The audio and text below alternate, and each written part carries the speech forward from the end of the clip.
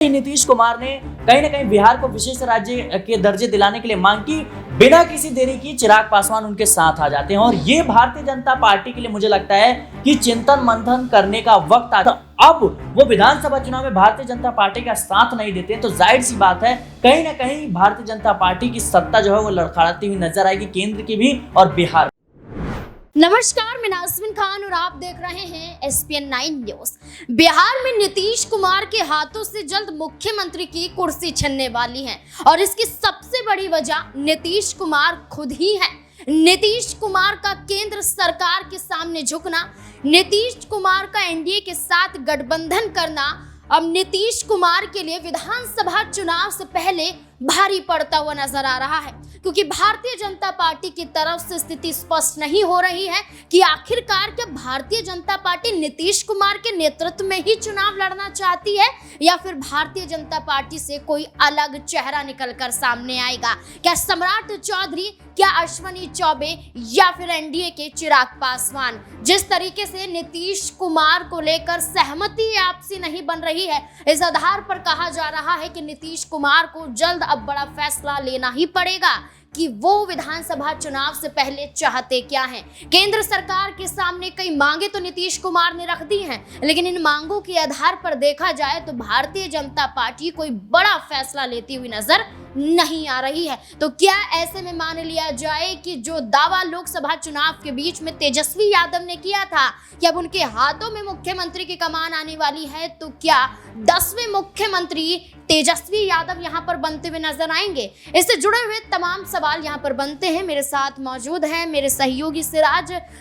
जिस तरीके से बिहार की स्थिति बन चुकी है, जहां चिराग पासवान नीतीश कुमार के समर्थन में आते हैं, सम्राट चौधरी अपना साफा उतारते हुए नजर आते हैं, भारतीय जनता पार्टी के पूर्व सांसद नीतीश कुमार के खिलाफ बोलते हैं, जेडीयू पार्टी में आपसी सहमति नहीं देखी जाती है। क्या ऐसे माहौल में अब नीतीश कुमार को फैसला लेना ही पड़ेगा, बीजेपी को झुकाना पड़ेगा, वरना भारतीय जनता पार्टी नीतीश कुमार का विधानसभा चुनाव में खेल बिगाड़ सकती है? जी देखिए, मुझे लगता है नीतीश कुमार को फैसला लेना नहीं पड़ेगा, बल्कि नीतीश कुमार फैसला ले चुके हैं, क्योंकि जिस तरीके से कार्यकारिणी की बैठक हुई हम सबने देखा कि संजय झा को जो है उन्होंने कार्यकारी अध्यक्ष बना दिया और इसके साथ ही जो है प्रधानमंत्री नरेंद्र मोदी के सामने उन्होंने मांगे रख दी और खास तौर पर उन्होंने बिहार को विशेष राज्य की दर्जा दिलाने के लिए मांग रख दी। इसके साथ ही उन्होंने साफ तौर पर जिस तरीके से हाल ही में अब जो मांगे की है कि 9 हवाई अड्डे जो है उसका निर्माण किया जाए, इसके साथ ही एक जल परियोजना, एक बिजली परियोजना और जो है 7 मेडिकल कॉलेजेस की स्थापना, तो ये बिहार के इतिहास में कभी इतना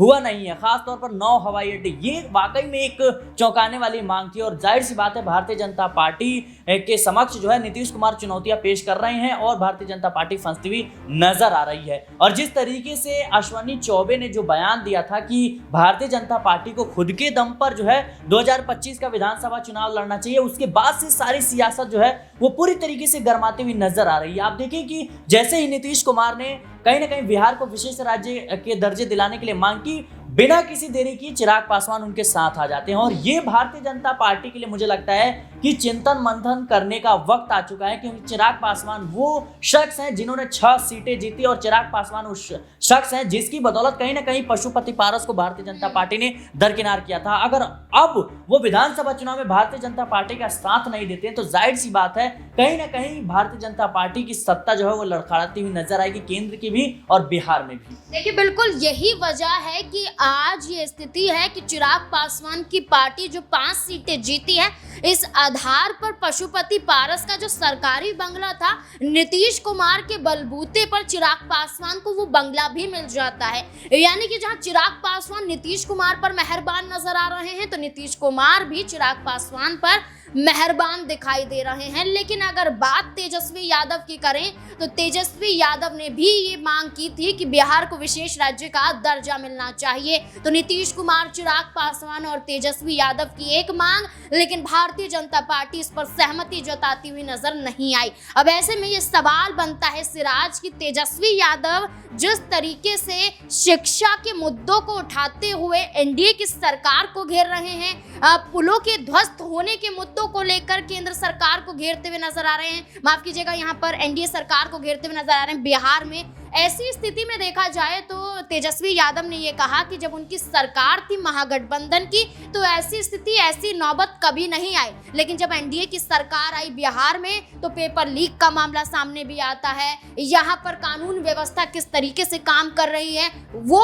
लचीलापन भी हमें देखने को मिलता है, और किस तरीके से यहाँ पर पेपर लीक से जुड़े हुए कई आरोपियों की तस्वीर एनडीए के तमाम नेताओं के साथ देखी जाती है। क्या यही मुद्दे अब तेजस्वी यादव को बिहार में विधानसभा चुनाव के जीत के कगार पर पहुंचाते हुए नजर आएंगे? जी बिल्कुल, रोजगार जो है हमेशा से बिहार के इतिहास में एक बड़ा मुद्दा रहा है, खास तौर पर शिक्षा, बेरोजगारी, ये वो मुद्दे हैं जिनसे जो है कहीं ना कहीं बिहार की राजनीति में कब्जा किया जा सकता है। और जाहिर सी बात है, जिस तरीके से तेजस्वी यादव ने रोजगार की बात की थी, यही वो बड़ी बात थी लोकसभा चुनाव के दौरान, और हम सब उम्मीद लगा रहे थे, पूरे बिहार में जो है इस बात की चर्चा थी कि कहीं ना कहीं तेजस्वी यादव 10 सीटें कम से कम जीतने में कामयाब रहेंगे। लेकिन ऐसा खैर होता नहीं है, और एनडीए जो है एक बार फिर से बिहार में अपना चमत्कार करती हुई नजर आती है। लेकिन बिहार में अगर विधानसभा चुनाव है और तेजस्वी यादव अगर इन तमाम मुद्दों को उठाते हैं तो जाहिर सी बात है विधानसभा चुनाव में इसका फायदा देखने को मिलेगा, क्योंकि बेरोजगारी एक बड़ा मुद्दा है, पेपर लीक एक बड़ा मुद्दा है। ये सिर्फ बिहार का ही नहीं है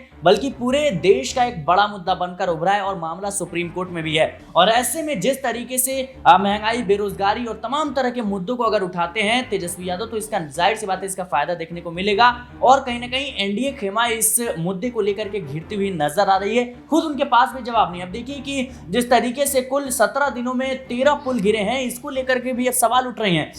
अब जाहिर सी बात है, जिस तरीके से एनडीए खेमे के तमाम वो बड़े नेता कह रहे हैं कि ये जो पुल बना था ये कहीं ना कहीं तेजस्वी यादव के अंतर्गत बना था और उनके कार्यकाल में बना था, तो ये मुझे लगता है कि ये कह सकते हैं कि पल्ला झाड़ना एक हो गया, क्योंकि आपकी सरकार है और अगर उनकी सरकार में इन चीज़ों का निर्माण हुआ तो फिर आपने उसकी जो है मेंटेनेंस किस तरीके से की, उस पर कितना ध्यान दिया, ये कहीं ना कहीं अहम हो जाता है। आप सोचिए कि जितने पुल गिरे हैं, अगर उसमें किसी इंसान को जो है नुकसान होता है, किसी की मौत होती है, फिर उसका जिम्मेदार कौन होगा? जाहिर सी बात है बिहार विकास को लेकर के ये एक बड़ा मुद्दा है, और इसको जाहिर सी बात है ये विधानसभा चुनाव में एक कहीं ना कहीं इस पर वोट बटोरा जा सकता है। देखिए सिराज, एक आखिरी सवाल लेना चाहूंगी। जिस तरीके से Janata Dal United JDU party जो है उसके विधायक कहीं ना कहीं अब ये दावा करते हुए नजर आ रहे हैं कि वो पार्टी छोड़ने के लिए भी मजबूर हो जाएंगे। कई विधायकों ने पार्टी भी छोड़ दी है। जो आंकड़ा यहाँ पर जेडीयू पार्टी के पास 43 से 45 विधायकों का था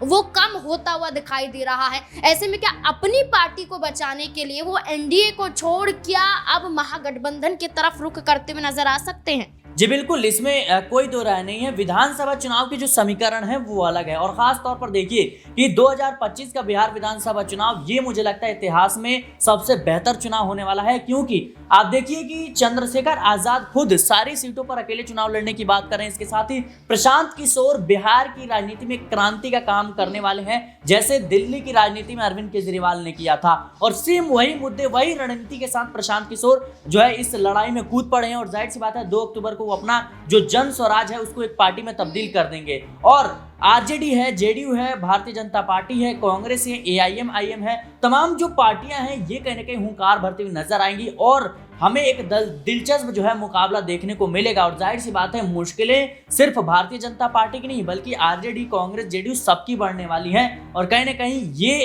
अगर इस तरह की तरीके से जो हम लड़ाई देखेंगे तो इसमें मुझे लगता है कि जो बेहतर ढंग से जमीनी तौर पर मुद्दों को रख पाएगा, जनता के बीच जो है अपनी बातों को रख पाएगा, तो उसी की जीत तो यहाँ पे सुनिश्चित मानी जाएगी। देखिए बिल्कुल, अब यही देखना होगा कि बिहार विधानसभा चुनाव 2025 में है। 25 से पहले क्या तख्ता पलट की स्थिति बन जाएगी, या फिर 25 से पहले भारतीय जनता पार्टी कोई बड़ा फैसला ले लेगी? इस पूरे मुद्दे को लेकर क्या है आपकी राय, कमेंट बॉक्स में जरूर बताएं। देखते रहे SPN9 न्यूज। धन्यवाद।